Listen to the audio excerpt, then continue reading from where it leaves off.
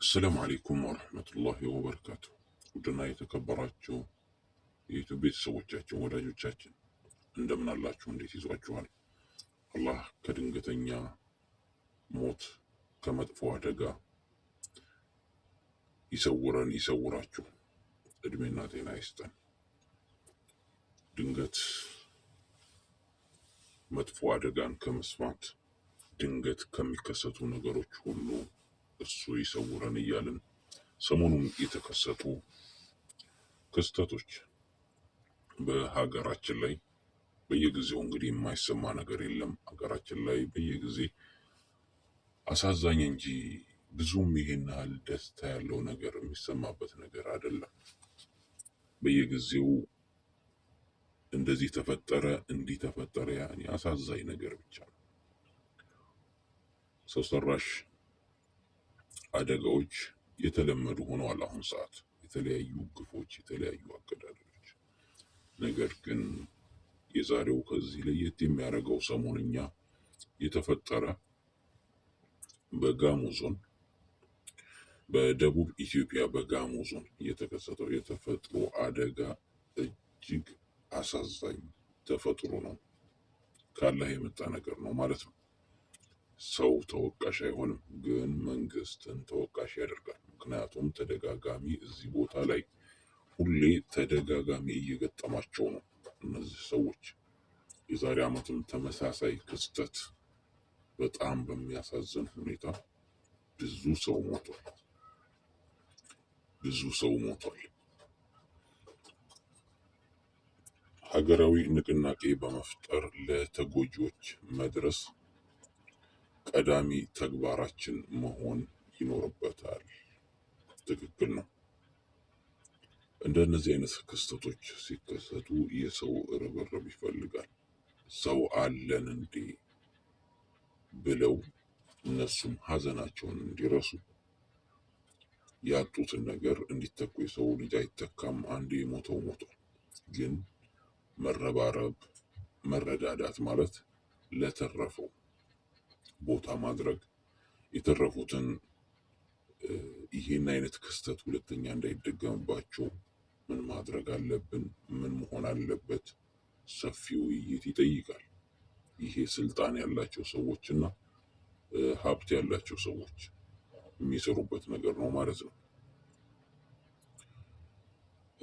ትኩረት በየዓመቱ በመሬት መንሸራተት በሺዎች ለሚያልቁ ወገኖች ይሄን ዜና በየዓመቱ እየሰማን ነው።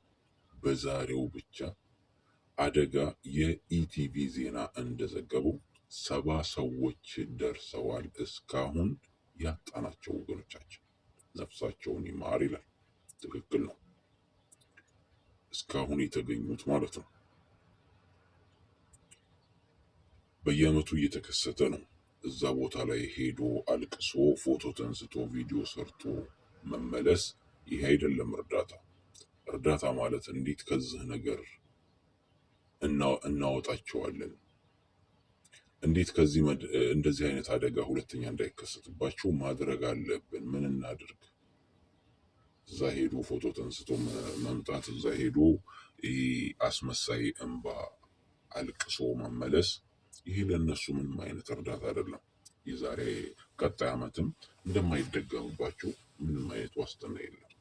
ማለት የዛሬ ዓመትም ሲከሰትባቸው ሄደን ለማልቀስ ማለት ነው። ይሄ እርዳታ አይደለም። አሁን ካሉበት ቦታ እርዳታ ማለት አሁን ካሉበት ቦታ እንዲንቀሳቀሱ ማድረግ፣ ሌላ ቦታ መስጠት። ትክክለኛ ሰውኛ አስተሳሰብ ከሆነ ትክክለኛ ከታዘነላቸው እዛ ቦታ ሄዶ ካሜራ መነሳትና አልቅሶ መመለስ አስመሳይነት ነው። ጠቅላይ ሚኒስቴሩም ቢሆን ማለት ነው። ለምን የዛሬ ዓመትም አድርጎታል ስለሆነ ይሄን ነገር ጠቅላይ ሚኒስቴሩ የዛሬ ዓመትም ሄደዋል፣ አልቅሰው ነው የተመለሱት። ደግሞ አንቱ አልኩኝ እኮ አልቅሶ ነው የተመለሰው።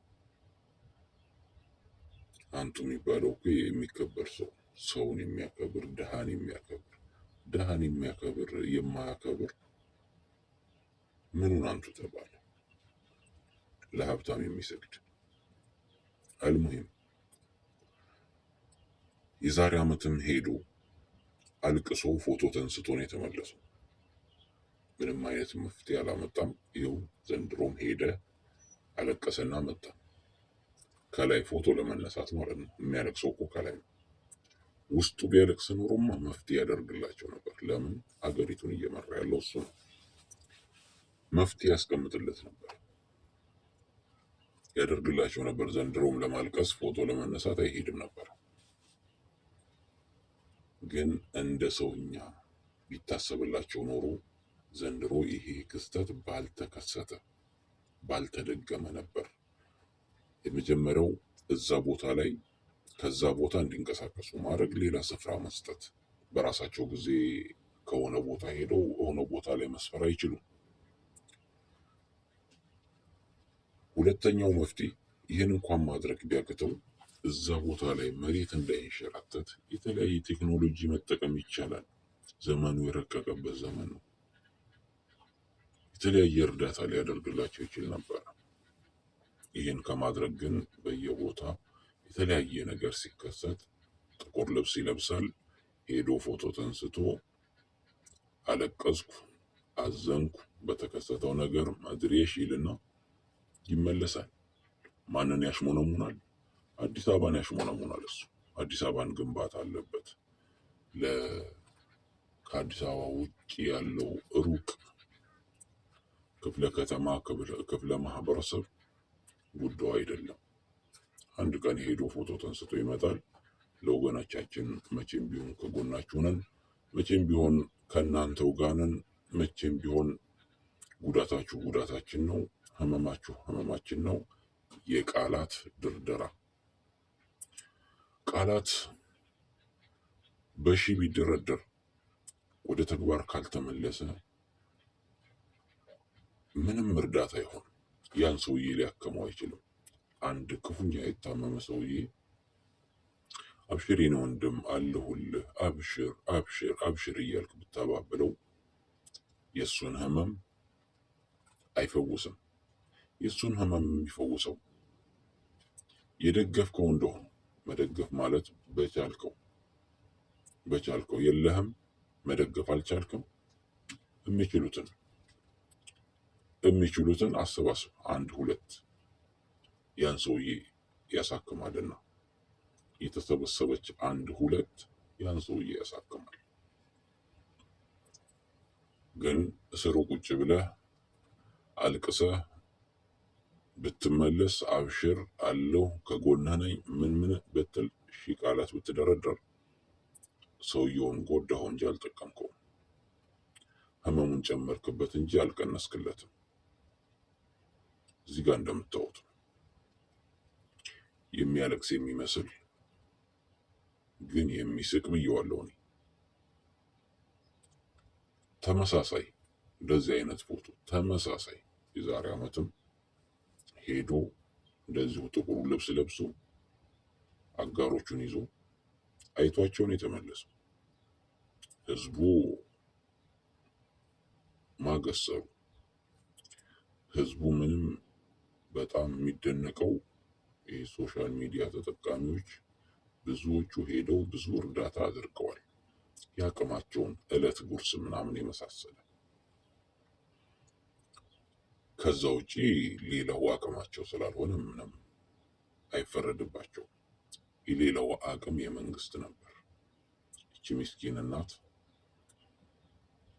በየአመቱ የምታለቅስበት ህይወቷ የሚቀጠፍበት የአባቷ የባሏ የልጇ ሁሌ የምታለቅስበት ምክንያት መንግስት።